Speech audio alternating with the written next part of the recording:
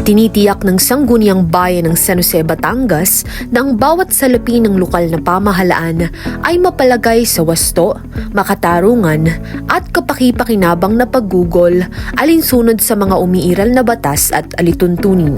Ang pamamahalang ito ay bukas at malinaw at ang mga kaugnay na impormasyon ay ipinaalam sa publiko bilang pagsunod sa mga prinsipyo ng transparency, pananagutan at karapatan ng mamamayan sa wastong impormasyon. Ang pagdinig sa taunang gugulin o annual budget ay isinasagawa bilang bahagi ng tungkulin ng Sangguniang Bayan upang suriin, talakayin at tiyakin ang wastong paglalaan at paggamit ng pondo ng pamahalaang lokal.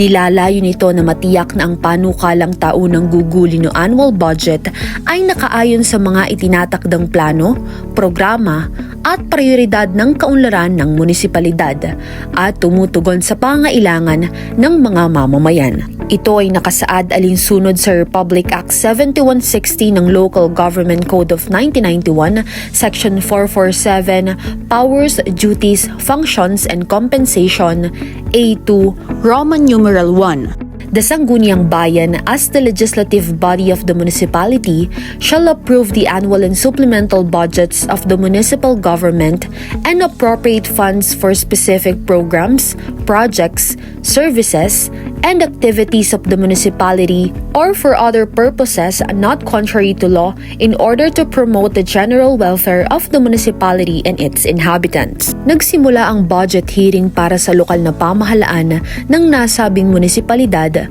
noong Disyembre 4 hanggang Disyembre 18, 2025. Ito ay sa pangunguna ng Committee of the Whole na pinamunuan ng Committee on Finance, Budget, and Appropriations sa pamumuno ng ating board member kagalang-galang Kathleen C. Briones Kekep, katuwang ang buong puwersa ng iba pang miyembro ng Sangguniang Bayan at ng ating masigasig na pangalawang punong bayan kagalang-galang Valentino R. Patron.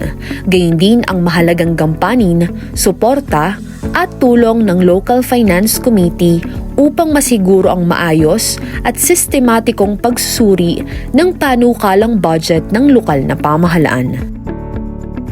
Sa nakaraang taong 2025, ang proposed annual budget ng lokal na pamahalaan ng San Jose, Batangas para sa taong 2026 na nagmula sa iba't ibang departamento at seksyon nito ay may kabuang halagang 455,342,133 pesos and 67 centavos para sa General Fund. Samantala, batay sa naging resulta ng mga deliberasyon ng komite sa mga isinagawang pagdinig kaugnay ng nasabing panukala, kumpara sa isinumiteng halaga ng proposed annual budget para sa General Fund, inendorso lamang ng komite ang pag-adopt sa kabuang halagang 450,056,413 pesos and 67 centavos. Ang proposed budget naman para sa special accounts ay nagkakahalagang 39,023,589 pesos and 57 centavos. Samantalang 25,023,598 pesos and 57 centavos ang adopted lamang na kabuang halaga para dito. Nakapaloob sa special accounts ang proposed budget para sa operation of waterworks system na may halagang 10,338,303 pesos and 95 centavos. Ang adopted na halaga para dito ay walang naging pagbabago. Samantalang nakapaloob din sa special accounts ang proposed budget para sa operation of public market na may halaga namang 28,685,294 pesos and 62 centavos. Ngunit ang adopted na kabuang halaga lamang para dito ay 14,685,294 pesos and 62 centavos. Ang mga sumusunod na tanggapan ay may rekomendasyon mula sa komite na bigyan ng autorisasyon ang kanilang panukalang taunang gugulin for fiscal year 2026 ayon sa pagkakalahad at presentasyon nito. Una ay ang Office of the Municipal Planning and Development Coordinator. Pangalawa, Office of the Municipal Budget Officer. Pangatlo, Office of the Municipal Treasurer. Pang-4, Office of the Municipal Civil Registrar. Pang-5, Office of the Municipal Internal Audit Service Officer. Sumunod ay Office of the Municipal Accountant, Youth Development Section, Office of the Public Employment Service Manager, Office of the Municipal Human Resource Management Officer, Person with Disability Affairs Section, Permits and Licensing Section, Office of the Municipal Assessor, Office of the Municipal Vice Mayor, Office of the Sangguniang Bayan, Office of the Secretary to the Sanggunian, Operation of Waterworks System, Infrastructure Projects, Municipal Streets, at 20% Development Fund na nakapaloob sa Office of the Municipal Engineer. Sumunod ay Municipal Tourism Section at ang mga nakapaloob ditong Dr. Bonifacio A. Masilungan Memorial Plaza at Edgardo L. Umali Social Hall. Municipal Disaster Risk Reduction and Management Section at ang nakapaloob ditong 5% LDRRM Fund. Office of the Municipal Agriculturist, Office of the Municipal General Services Officer, Office of the Municipal Health Officer, Office of the Municipal Administrator, at ang Civil Security Section, gayon din ang Traffic Management and Enforcement Section na nakapaloob naman sa Office of the Municipal Mayor. Samantala, ang mga sumusunod namang tanggapan ay nagkaroon ng budgetary adjustments nang may sapat na katwiran at batayan mula sa komite matapos ang kanilang masusing pagsusuri at mga isinagawang pagdinig hinggil sa taunang gugulin o annual budget para sa taong 2026 ng lokal na pamahalaan ng ating munisipalidad. Una, yung initial funding na nakalaan para sa Sports Development Services ng Office of the Municipal Mayor na nagkakahalagang 2,408,700 pesos. Samantalang ngayong taon, ito ay ibinaba sa halagang 1,834,880 pesos. Ang alokasyon para sa other professional services para sa mga game officials ng Basketball League na 4,000 pesos kada laro ay itinuturing na mas mataas kumpara sa 2,400 pesos na umiiral sa barangay. Kaya't ito ay iniayos sa 2,640 pesos upang bigyang prioridad ang mga mahalagang programang mas kinakailangang paglaanan ng pondo na may mas malawak na epekto sa kapakanan ng buong mamamayan sa ating munisipalidad. Pangalawa ay ang aid, assistance, subsidy to other government agencies na nakapailalim pa rin sa Office of the Municipal Mayor.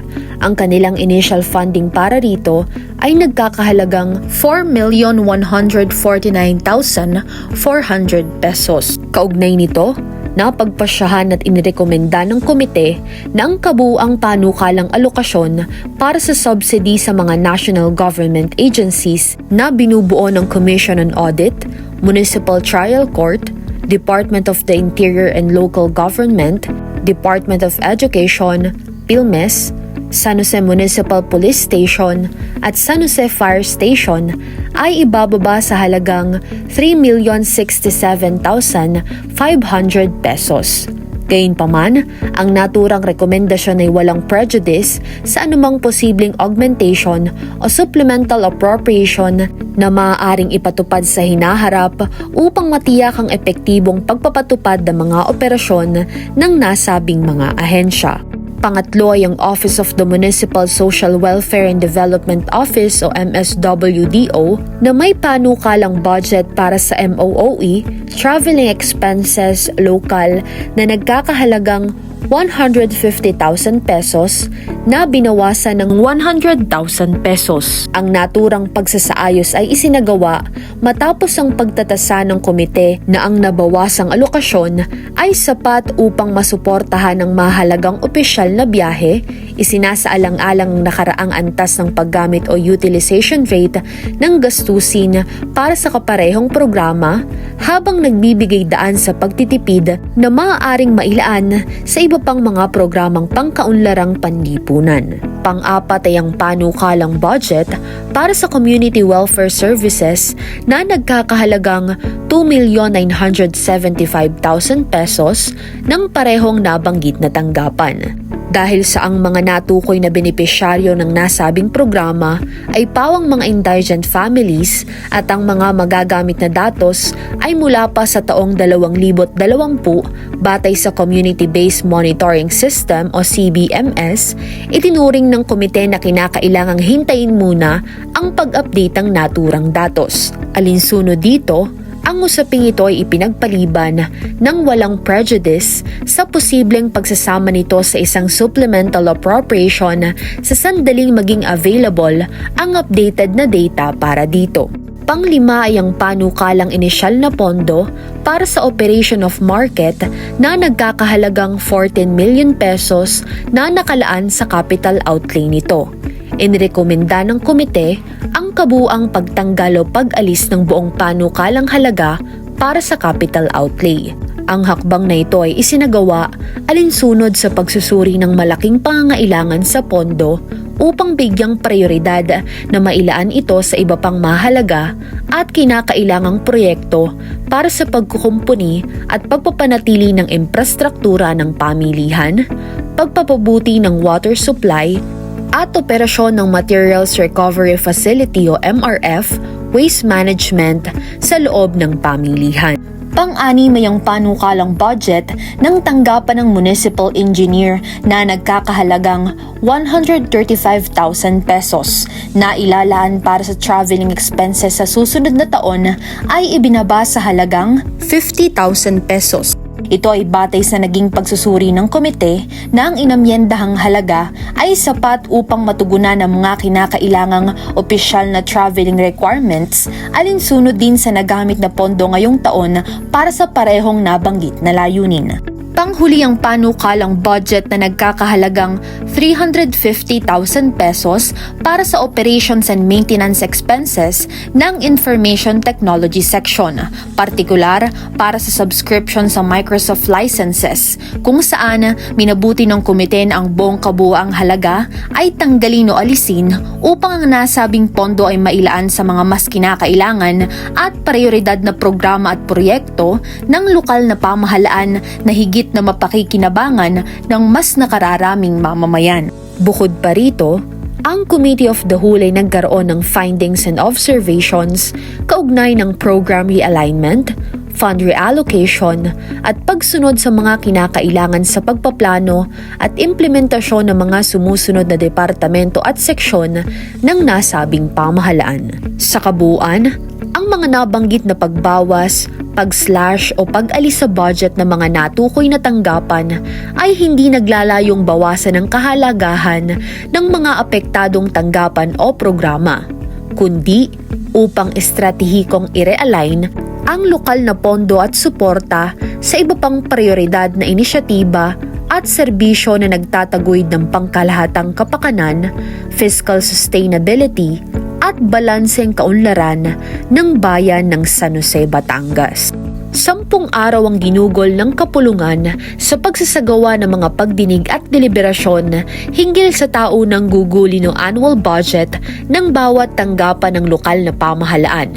Ito ay upang matiyakang maayos, makatwiran at makatarungang paglalaan ng pondo alinsunod sa mga prioridad at pangangailangan ng nasasakupan. Matapos sa mga nasabing pagdinig at pinal na deliberasyon, inirekomenda ng komite ang pagpapatibay at pagpapatupad ng Appropriation Ordinance ukol sa 2026 annual budget ng lokal na pamahalaan ng San Jose, Batangas, na isinasaalang-alang ang mga kinakailangang budgetary adjustments batay sa masusing pag-aaral, pagsusuri, at mga rekomendasyong nabuo ng komite. Matapos ang ilang mga pagsasaayos, ang enacted na taunang gugulin o annual budget ay agad na pinirmahan ng mga miyembro ng komite, gayon din ng ating pangalawang punong bayan na si Kagalang-galang Valentino R. Patron upang maisakatuparan ng mga itinalagang plano at gamitin ng epektibo ang mga pondo ng lokal na pamahalaan na inilaan para sa mga programa at serbisyo na kapakipakinabang para sa bawat mamamayang Sanosenyo. Sinisiguro ang responsableng pamamahala ng pananalapi at suporta sa pangmatagalang kaunlaran ng munisipalidad. Kailangan po namin gampanan ang isang napakalaking tungkulin. Dapat namin gampanan ngayong araw na ito. Kami po ay may budget hearing in order to assure that on or before the end of the month, matatapos po namin ang aming tungkulin sa bayan ng San Jose. Kaya matapos po akong pagsalita, ang paghingi po ng pamanin na kami po ay maagang linisan sa isang tungkulin hindi po namin kayang pabayaan na iniatang sa atin ng ating pong national government, ganun din po ng bayan ng San Jose. Batay sa naging mensahe ng ating pangalawang punong bayan, Kagalang-galang Valentino R. Patron, sa ginanap na Foundation Day ng Bayan ng San Jose noong 11 ng Disyembre 2025, na bigyang patunay ang pagtupad sa adhikaing gampanan ang isa sa pinakamahalagang responsibilidad na nakaatang sa sangguniang bayan ukol sa taunang gugulin o annual budget ng nasabing munisipalidad, alinsunod sa mga mandato at kapangyarihang malinaw na nakasaad sa umiiral na mga batas bilang mga lokal na halal ng San Jose, Batangas. Dahil sa layunin ng sangguniang bayan na maging parang isang bukas na libro sa pagbibigay halaga sa karapatan ng mga mamamayang Sanosenyo na maging impormado, ang Appropriation Ordinance ay ganap na naipasaw naging enacted noong Disyembre 18 bago ang pagtatapos ng taong 2025. Sa isinagawang masusing proseso, minabuti ng sangguniang bayan na palawigin ang yugto ng pagsusuri bilang patunay ng kanilang masinop at responsableng pagganap sa tungkuling ipinagkatiwala sa kanila.